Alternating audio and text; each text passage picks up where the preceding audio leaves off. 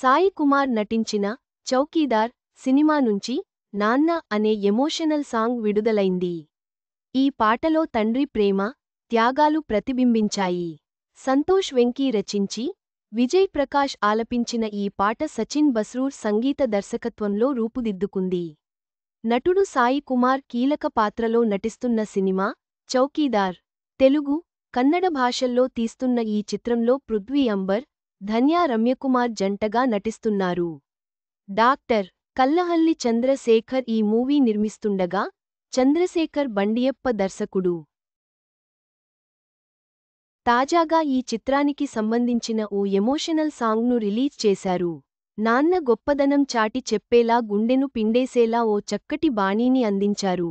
నాన్న అంటూ సాగే ఈ పాటను సంతోష్ వెంకీ రచించగా, విజయ్ ప్రకాష్ ఆలపించారు.